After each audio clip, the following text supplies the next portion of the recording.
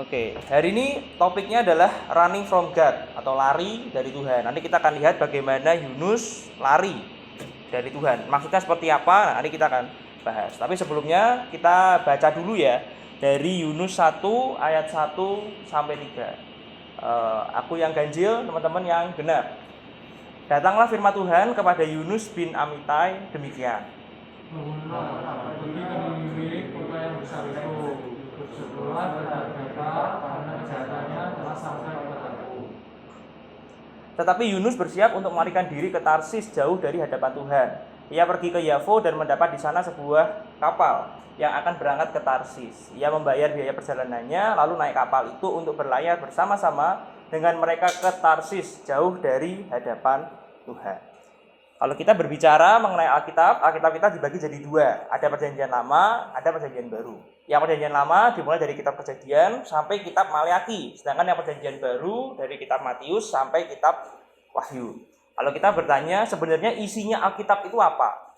Nah, perjanjian lama sendiri berbicara tentang bagaimana Allah menciptakan dunia kita, bagaimana manusia itu berdosa kepada Allah, kemudian berisi tentang nubuatan, bagaimana nanti akan datang seorang penyelamat yang akan menyelamatkan manusia.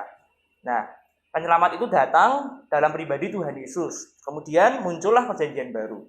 Perjanjian baru berisi apa yang Tuhan Yesus ajarkan kepada manusia pada saat ia datang ke dunia, kemudian ia mati di kayu salib, kemudian dilanjutkan oleh para muridnya yang kita sebut sebagai para rasul.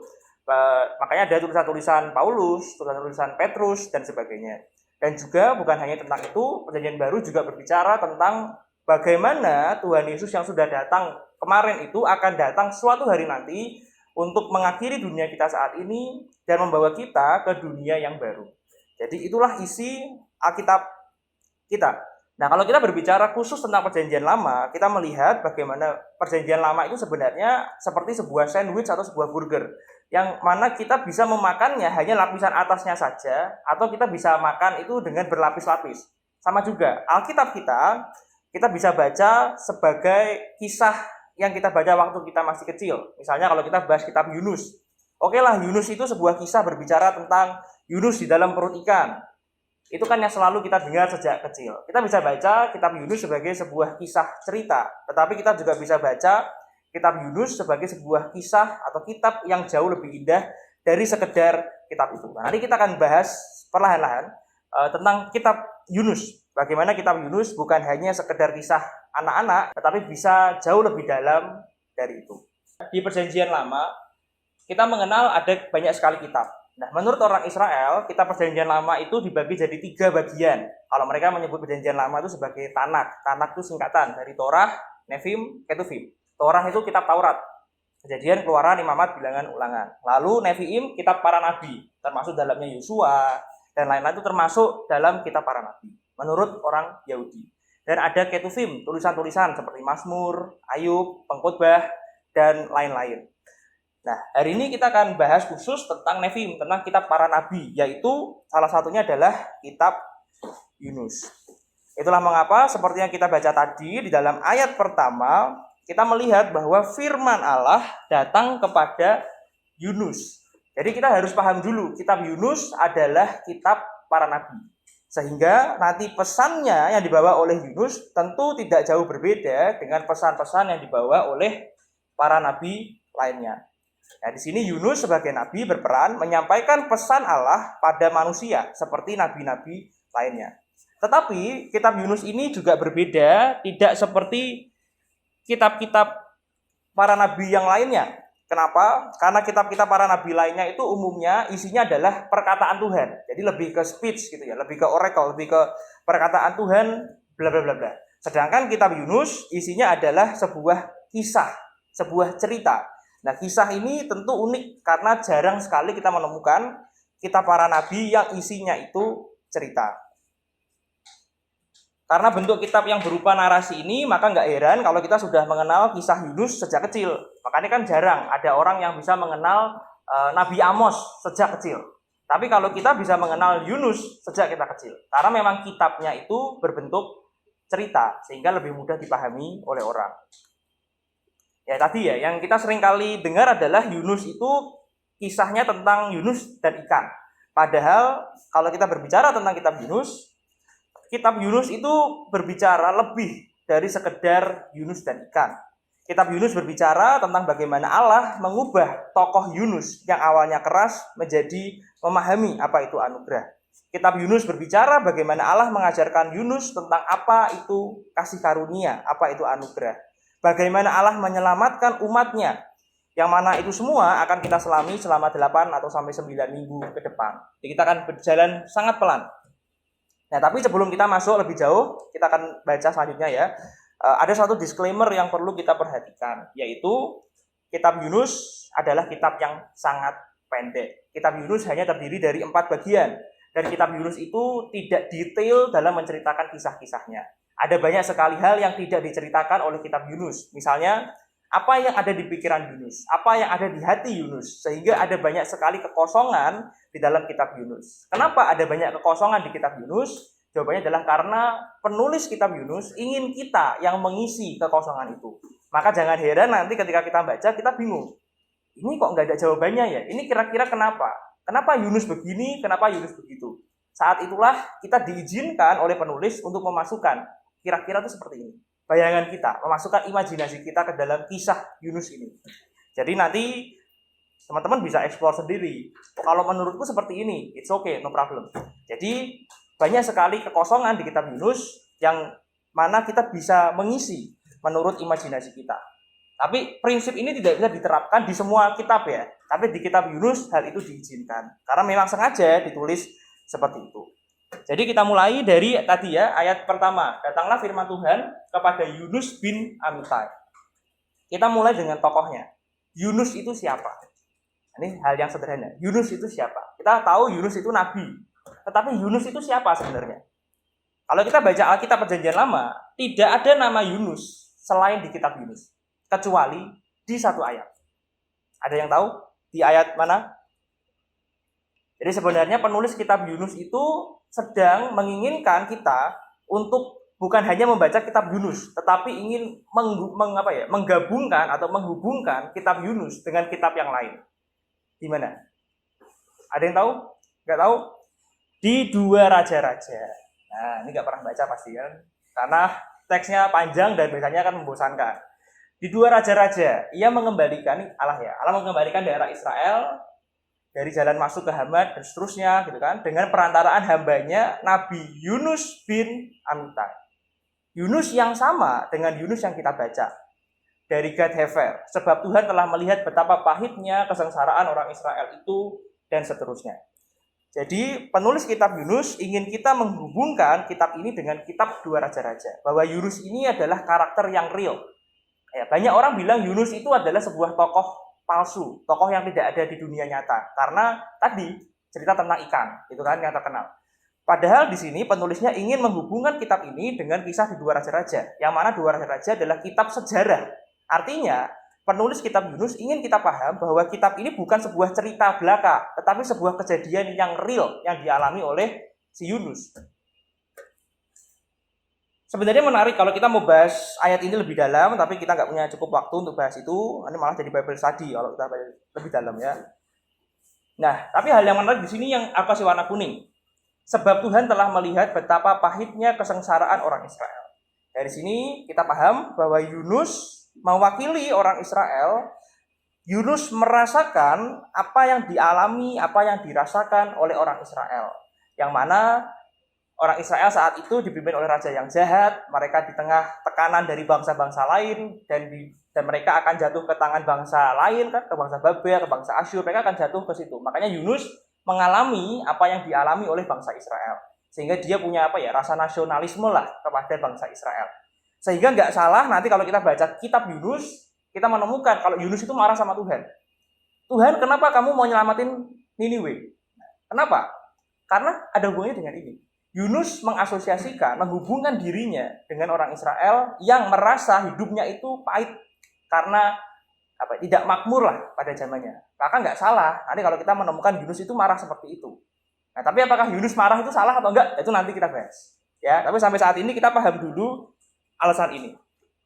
Nah, sekarang kita balik lagi ke Yunus tadi. Selain disebutkan di sini, nama Yunus itu unik.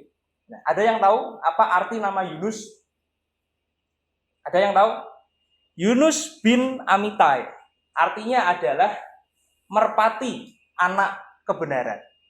Nah, kita bisa melihat merpati, anak kebenaran. Dove, the son of truth. Ini menarik sekali. Bagaimana hubungan antara namanya Yunus sama perilakunya Yunus. Enggak mengherankan kalau kita menemukan di dunia saat ini ada orang namanya bagus, misalnya kayak gitu, tetapi perilakunya tidak bagus, misalnya kayak gitu. Atau kita menemukan orang yang namanya itu keren sekali, rohani sekali, tetapi perilakunya tidak rohani. Dan hal itu ada di dalam pribadi Yunus. Yang namanya itu bagus sekali, anak kebenaran, tetapi perilakunya tidak mencerminkan namanya. Jadi seakan-akan bertolak belakang. Kenapa? Ditekankan di sini Yunus itu artinya adalah merpati. Kalau kita membaca Alkitab Perjanjian Lama, kita menemukan sosok merpati di sebuah kisah yang semua orang pasti tahu. Ada yang tahu kisah apa yang ada merpatinya di dalam Alkitab? Nuh, ya. Merpati itu sebagai apa di kisahnya Nuh? Ketika air bah selesai, kemudian ya, merpatinya dilepaskan untuk mengecek air bah surut atau enggak. Berarti merpati di dalam kisah Nuh berperan sebagai apa? Sebagai seorang yang diutus yang memiliki tanggung jawab, gitu kan? Tetapi kalau kita lihat di kisah Yunus, ternyata Yunus tidak seperti merpatinya di Nuh, tetapi Yunus yang diberikan tanggung jawab oleh Tuhan untuk pergi ke Niniwe, memberitakan apa yang Tuhan bilang, tetapi Yunus memilih untuk lari. Jadi Yunus adalah sosok yang sangat aneh gitu ya. Kalau kita mau bilang ini adalah komedinya Alkitab. Namanya baik tetapi tidak baik perilakunya. Apa yang kita bilang dia sebagai nabi, tetapi ternyata perilakunya tidak seperti nabi yang seharusnya. Nah, ini menarik. Ini akan kita eksplor selama ya kita bahas Jonah ya. Nah, berikutnya kita melihat, kita sudah paham nih, Yunus itu siapa? Nah, sekarang kita lihat, sebagai nabi, Yunus itu diutus atau dipanggil oleh Tuhan untuk memberitakan pesan kepada orang di Niniwe. Maka kita bahas ya, dari ayat 1 ini. Allah berkata, bangunlah, pergilah ke Niniwe, kota yang besar itu, berserulah terhadap mereka karena kejahatannya telah sampai kepadaku. Di sini kita lihat di awal, datanglah firman Tuhan kepada Yunus. Ini adalah kalimat-kalimat kita para nabi. Ini umum, kalimat ini umum. Di dalam kitab Hosea, Yoel, Amos, kita menemukan kalimat yang sama di pembukaan kitabnya. Sehingga nggak unik ya, nggak aneh kalau kita baca kitab Yunus dan kita menemukan kalimat ini. Tetapi coba kita bandingkan Yunus dengan nabi-nabi yang lain. Bagaimana nabi-nabi yang lain itu memilih taat, tetapi Yunus tidak mau taat. Bagaimana misalnya Hosea, contoh yang paling ekstrim. Kalau kita baca kitab Hosea kan sangat ekstrim. Bagaimana seorang nabi diminta untuk melakukan ABC dan yang aneh-aneh seperti itu. Atau misalnya Yehezkiel, atau nabi-nabi yang lain. Bagaimana mereka diminta melakukan yang aneh-aneh itu, tapi mereka mau. Beda dengan Yunus, seorang nabi yang justru tidak mau mengikuti perintah Allah. Kali ini kita bandingkan Yunus dengan satu nabi. Yang ini sangat menarik kalau kita bahas. Yunus dengan Nabi Elia. Kita sudah pernah bahas Elia bulan kemarin ya, di bulan Desember.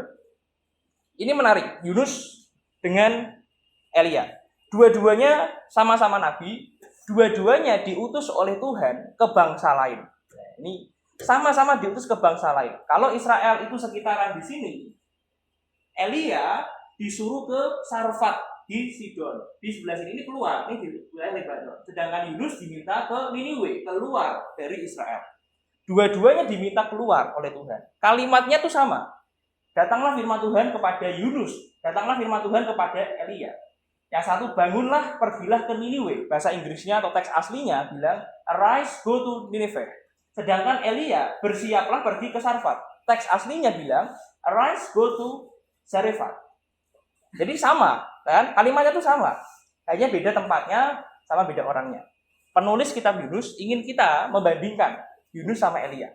Sama-sama nabi, sama-sama disuruh keluar dari Israel, tetapi yang satu Elia taat keluar, makanya Tuhan memberikan makanan yang cukup dan seterusnya kan.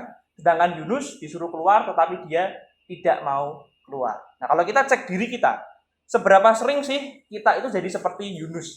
Seberapa sering kita tidak mau taat kepada Tuhan? Kalau Tuhan bilangnya A, tapi kita seringkali bilang, no, aku maunya B, aku nggak mau yang A. Berapa sering kita melakukan hal itu?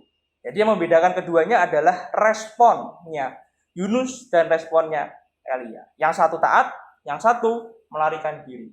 Mungkin ada yang bertanya, kenapa sih Yunus itu mau melarikan diri? Kenapa? Saat ini belum ada jawabannya di Alkitab yang kita baca. Tetapi nanti kita akan menemukannya di bagian-bagian berikutnya. Artinya penulisnya ingin kita untuk meneruskan pembacaan kita. Jadi kita saat ini masih menebak, kenapa ya Yunus itu mau lari. Nah, tapi sebelum kita bahas ke sana, ada satu hal yang perlu kita bahas. Yunus diminta ke Niniwe. Niniwe itu apa? Tentang Niniwe, kota besar itu. Dari ayat 2 ya. Bangunlah, pergilah ke Niniwe, kota yang besar itu, berserulah terhadap mereka karena kejahatannya telah sampai kepadaku. Kenapa Allah meminta Yunus ke Niniwe? Ada 2 alasan di sini. Yang pertama, Niniwe, kota yang besar itu. Yang kedua, karena kejahatannya telah sampai kepadaku. Ini menarik lagi, kalau kita mau bahas. Kenapa menarik? Di Alkitab, kalimat kota yang besar itu hanya ditemukan 2 kali. Satu di kitab Yunus, yang satunya di kitab, ada yang tahu? Di kitab Kejadian. Ketika Nuh keluar dari air bah, dia punya anak kan, ada Sem, Ham, dan Yafet, lalu kan dijelaskan keturunan-keturunan. Nah, di salah satu keturunan, si Sem, muncullah kata kota yang besar. Kenapa ini penting? Ini sangat penting. Masalah Niniwe ini sangat penting. Di silsilah Sem itu dijelaskan, ada muncul seorang namanya Nimrod. Nimrod adalah orang pertama yang mendirikan kerajaan. Nimrod adalah orang pertama yang membangun kekuasaan lah untuk dirinya sendiri, gitu ya, kerajaan. Kota atau kerajaan yang dia bangun ada 4. Ini ya, Babel, Erek, dan Akkad. 3 ya. Semuanya di tanah Sinear. Dari situ ia pergi ke Asyur, lalu mendirikan 4, Niniwe, Rehoboth-ir, Kalah, dan Resen di antara Niniwe dan Kalah. Jadi Niniwe adalah satu kota yang didirikan oleh Nimrod. Dan kenapa ini penting? Karena kisah Nimrod itu berlanjut di kisah Menara Babel. Ya kan? Dia mendirikan Babel. Babel ini nanti kisahnya lanjut ke Menara Babel, lalu lanjut ke kerajaan Babilonia yang isinya tuh orang-orangnya jahat semua. Nah, jadi kisahnya berlanjut. Kita paham, Babel adalah kota yang besar, kota yang penuh dengan kejahatan. Dan disinilah Niniwe dan Asyur disebutkan sebagai kota yang besar itu. Maka nggak salah, Niniwe dan Asyur adalah kota yang jahat. Jadi kita paham hubungannya apa? Kenapa penulisnya ingin kita paham Niniwe adalah kota yang besar? Karena ingin menghubungkan Niniwe dengan kota Babel yang jahat. Dari kisah ini kita paham hubungannya apa. Hal ini diperjelas di bagian berikutnya tadi. Kejahatannya telah sampai kepada Allah. Diperjelas lagi kan, kota yang besar tadi dengan Babel, lalu dipertegas kejahatannya telah sampai kepada Allah. Kekejaman Asyur itu sangat mengerikan. Ini gambar gambar sejarahnya aku jelasin di sini. Di Asyur itu kayak gini, betapa jahatnya Asyur ya.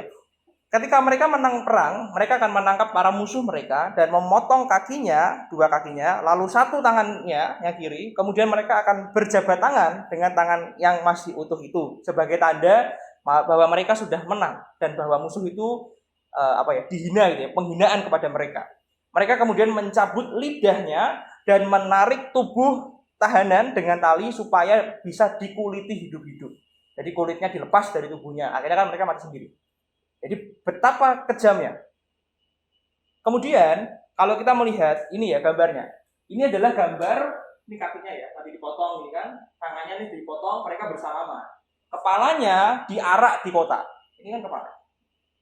Diarak di kota. Jadi kita paham betapa kejamnya kota ini.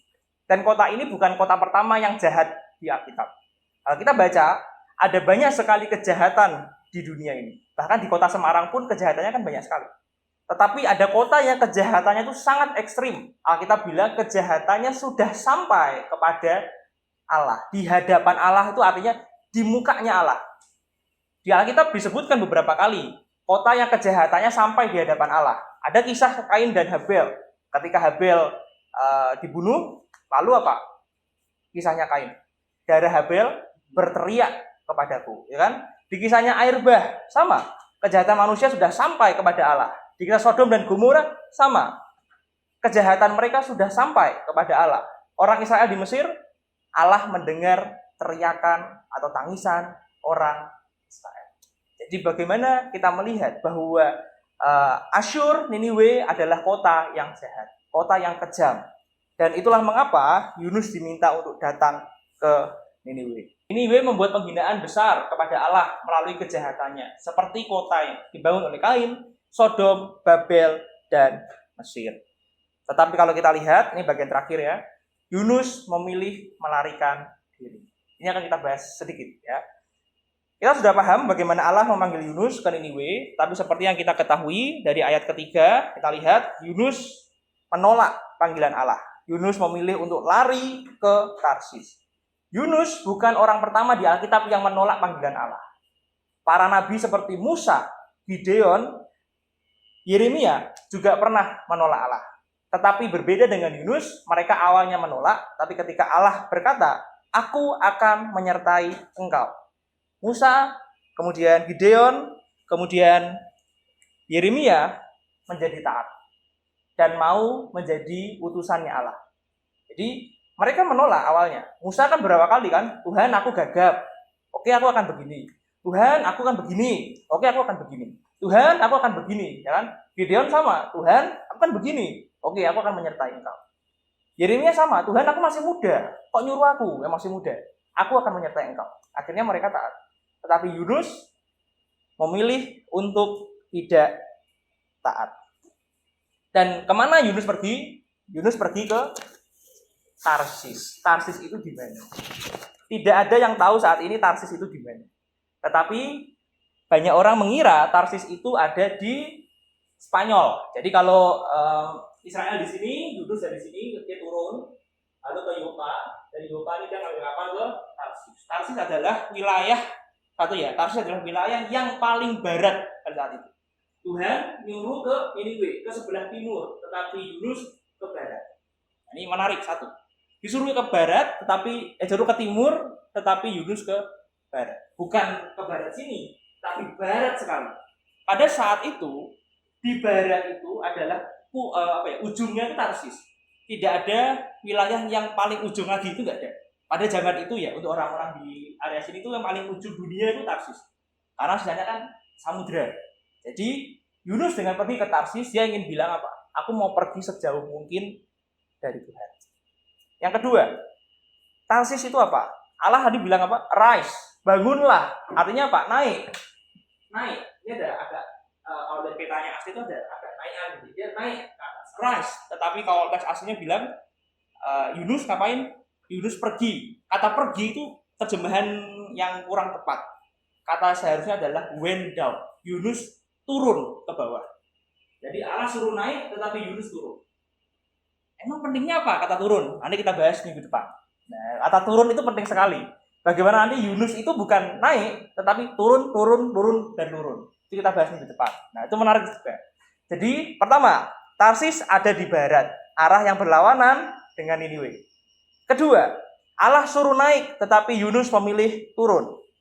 Ketiga, Yunus memilih pergi menjauh dari Allah. Tadi teksnya bilang, ini ya, jauh dari hadapan Tuhan. Teks aslinya bilang, pergi dari mukanya Tuhan. Yunus ingin pergi sejauh mungkin. Dia mengira di Tarsis dia tidak akan menemukan Allah. Karena dia pergi sejauh mungkin. Ini udah pucuknya dunia. Aku nggak akan ketemu Allah lagi di sini. Tetapi Allah bukan Allah yang terbatas. Allah adalah Allah yang maha hadir. Dia bisa dimanapun, dia ada dimanapun. Sehingga mungkin ya Yunus lupa sama ayat Mazmur ya. Mungkin yang bilang apa? Kemanakah aku dapat pergi menjauhi rohmu gitu kan? Mungkin Yunus lupa. Jadi Yunus mengira dengan pergi ke sana dia bisa menghindar dari Allah. Dan menarik lagi, ketika Yunus masuk ke dalam perut ikan, dia kan loncat dari kapal itu kan. Ini kita bahas minggu depan ya. Nah, itu kan Yunus, kenapa dia mau loncat? Dia mau mati. Pemikiran dia ketika dia mati, dia akan jauh dari Allah. Ada beberapa pemikiran orang Israel yang mengatakan kalau kamu mati, kamu berarti kematian adalah wilayah di mana Allah nggak akan bisa menyentuhnya. Beberapa orang punya pemikiran seperti itu. Nah, mungkin Yunus juga yang sama. Mungkin. Jadi Yunus ingin, pokoknya aku nggak mau ketemu Tuhan, aku mau lari. Nah, kenapa Yunus kok larinya ke Tarsis? Kenapa nggak ke Indonesia atau kemana? Kenapa? Tadi ya, karena Tarsis adalah ujung dunia pada saat itu. Kita nggak bisa pergi lebih barat lagi dari Tarsis.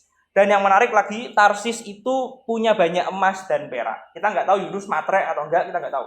Tetapi Tarsis adalah wilayah yang orang zaman itu bilang sebagai surganya dunia. Salomo mendapatkan banyak sekali merak, emas, perak dari Tarsis. Jadi Tarsis adalah surganya dunia. Dengan pergi ke Tarsis, dia ingin mendapatkan tempat yang nyaman, seperti Taman Eden yang nyaman. Tetapi Yunus tidak mau ke Taman Eden yang ada Tuhannya, tapi dia mau pergi ke sebuah tempat yang nyaman, di mana dia tidak akan bertemu dengan Tuhan. Jadi jelas kita paham, mengapa Yunus lari adalah karena dia tidak mau bertemu dengan Tuhan. Kenapa dia nggak mau bertemu dengan Tuhan? Karena Yunus lari karena Yunus tidak bisa melihat alasan kenapa Tuhan mau menyelamatkan Niniwe. Kita akan bahas itu nanti ya. Kenapa Tuhan mau menyelamatkan Niniwe? Bukankah Niniwe adalah masyarakat yang jahat? Bukankah Asyur sangat kejam? Tapi kenapa Allah mau Yunus ke Niniwe untuk memberitakan pertobatan? Karena Yunus melihat tidak ada alasan yang baik yang Allah mau, maka ia meragukan kebaikan Allah. Yunus meragukan hikmatnya Allah. Yunus meragukan keadilannya Allah. Dengan kata lain, Yunus mau ngajarin Allah bagaimana caranya menjadi Allah. Bukankah kita juga sering menjadi seperti Yunus? Bukankah kita juga sering menganggap diri kita lebih tahu dari Allah? Bukankah kita juga sering menyalahkan Allah? Tuhan kok gini? Harusnya kan gini. Nah, kayak Tuhan kamu apa dia? Kan gitu loh. Kamu mau ngajari Tuhan bagaimana cara menjadi Tuhan, kan gitu. Bukankah kita juga sering meragukan kebaikan Allah? Tuhan kok ada COVID? Harusnya kan nggak ada COVID, nih kan begini. Nah, kita seringkali mengajari Allah bagaimana cara menjadi Allah. Boleh nggak kita bertanya, Tuhan kenapa ini terjadi? Boleh. Tapi kalau kita sudah mulai masuk ke tahap kita mengajari Allah, di saat itulah kita sudah salah. Allah tahu yang terbaik. Jadi jangan mengajari Allah. Kalau kita pertama meragukan Allah, dan itu terjadi terus-menerus, maka jangan kaget kalau suatu hari nanti kita berubah menjadi seorang ateis yang tidak percaya sama Allah. Jadi seorang ateis itu dimulai dengan meragukan Allah. 1, 2, 3, sampai puncak, saat itulah nggak usah pakai Tuhan-Tuhanan lagi lah, selesai.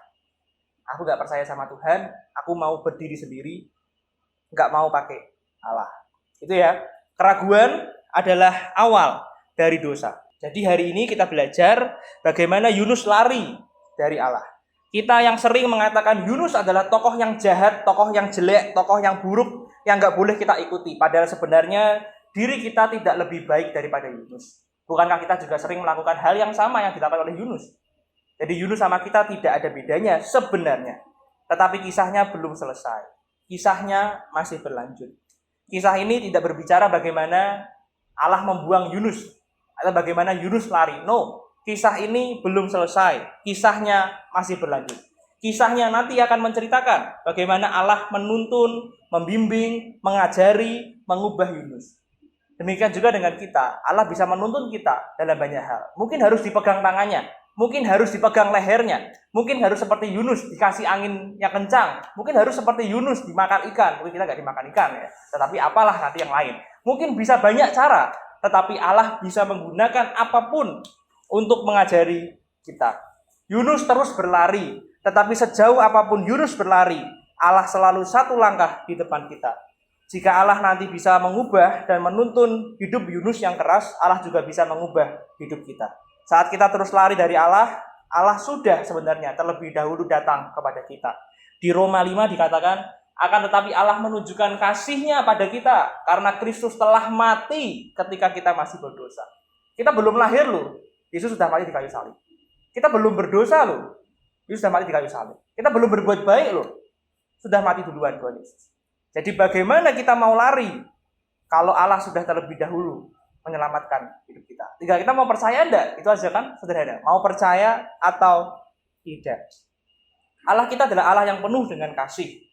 Itulah yang akan kita bahas selama 9 atau mungkin 8 minggu ke depan. Poin terakhir, satu poin sedikit ini tambahan aja. Mungkin kita bertanya, di neraka itu seperti apa? Kita nggak masuk neraka kan, tapi kita mungkin bertanya, memang di neraka itu kayak gimana sih? Hukumannya itu kayak gimana? Katanya ada apinya, tapi kok gelap kan gitu loh. Nah, katanya ada ratap tangis, ada cacingnya lah, apanya lah. Sebenarnya hukuman di neraka itu seperti apa? Hukuman api, hukuman apa itu bukan hukuman yang paling besar di neraka. Hukuman terbesar di neraka adalah saat orang-orang yang masuk neraka menyadari dan menyesali bagaimana mereka sudah menolak Allah yang sudah mengasihi mereka selama mereka hidup.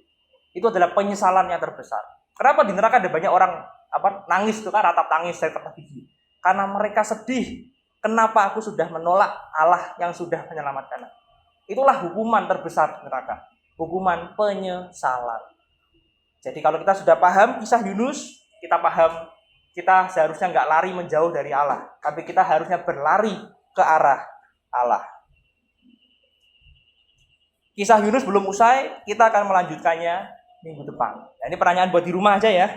Buat di rumah, pertama, apakah kita pernah meragukan atau mempertanyakan Allah seperti Yunus? Nanti di rumah dipikirkan aja ya. Yang kedua, seberapa besarnya kasih Allah bagi kita?